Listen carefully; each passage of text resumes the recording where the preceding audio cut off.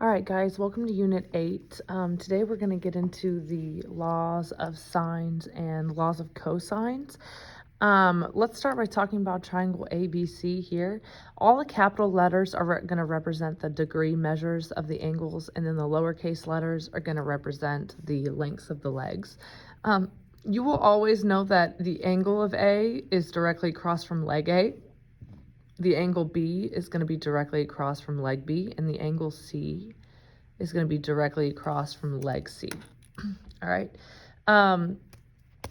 Let's start by talking about the law of cosines.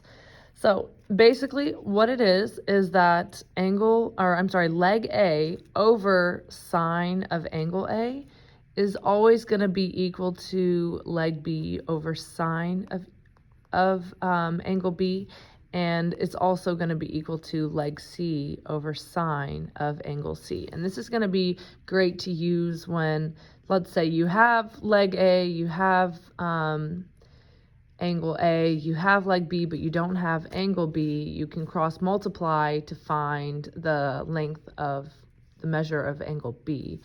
You can use any two out of the three when you're doing cross multiplication. You just set it up as a proportion, cross multiply, and then divide. And we'll work a couple examples doing that. And it works the same with the signs on top as well. So you do not have to put sine on bottom. You just have to make sure that the sine is across from the sine and that the leg is across from the leg. So as you've set up proportions before in many other math classes, you just have to make sure that you set everything up on the same side.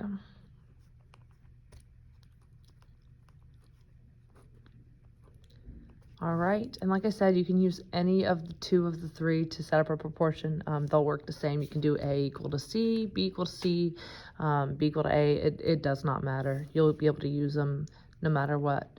All right, let's get into the law of cosines formulas. So you have, this is when you're looking specifically mostly for a leg length. So let's say you're looking for A squared will be equal to B squared plus C squared minus 2 times B times C times cosine of A. Now, you do not have to memorize these. This is the whole reason for having these here. You will want to refer to them. And you can do this the same exact setup for any of A, B, or C, whichever leg that you're looking for. Minus 2AC times cosine of B. Now, the best thing I can say is that they're all set up the exact same way. You've got B squared plus C squared minus 2 times B times C. So these will repeat. And then whatever you start with is whatever you'll finish with. So we're starting with A. We're going to finish with cosine A. All right. And it's, again, the same for all of them. A squared plus B squared minus 2AB times cosine of C. All right, and again, we're going to use these when looking for a missing side.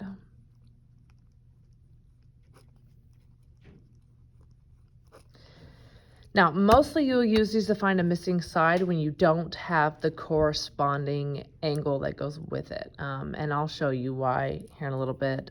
Let's also talk about when we've done A equals, we've done B equals, we've done C equals. We also have cosine. We can also set it up to where cosine of A is equal to A squared minus B squared minus C squared all over negative 2BC. You might be wondering where that came from. It's the same as just taking this law of cosines formula and moving everything to one side to where it equals cosine A. So we'll subtract that B squared, subtract the C squared, and then divide by the negative 2BC. All right, and so you can set it up the exact same for cosine of B is going to be equal to B squared minus A squared minus C squared all over negative 2AC.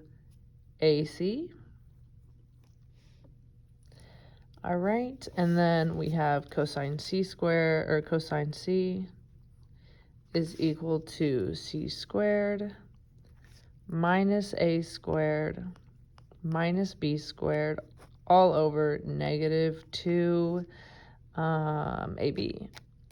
Yes, AB. All right, and then these three will be useful when finding an angle.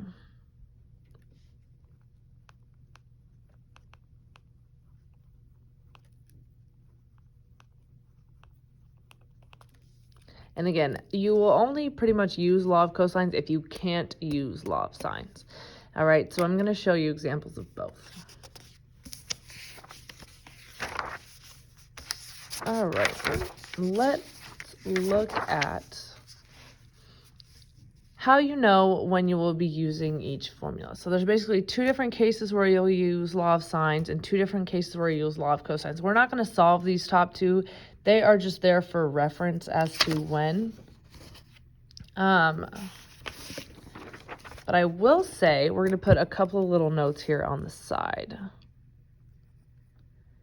You will never use a law of sines to find the angle opposite of the longest side. All right, I'm going to write that out right quick. Never find angle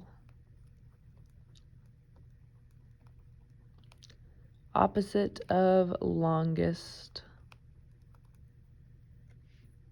side.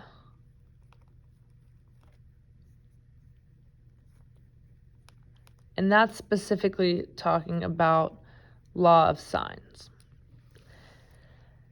All right, so here we have an angle measure and its corresponding leg length, and a different angle measure and its corresponding leg length. This is when you'll be able to use law of sines because it's you're setting up a proportion.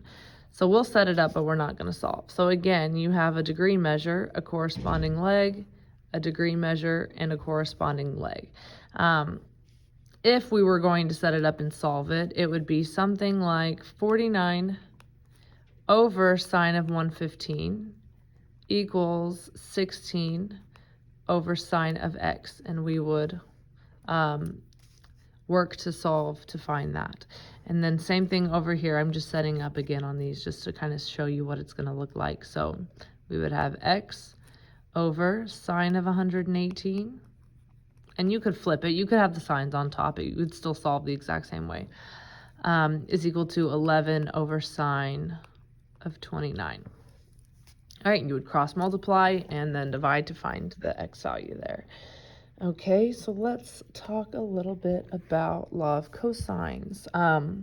We cannot use law of sines here because, well, we have a degree, we have a corresponding leg, but we don't have either of these degrees to set up for these corresponding legs. So we wouldn't be able to use law of sines in order to find that.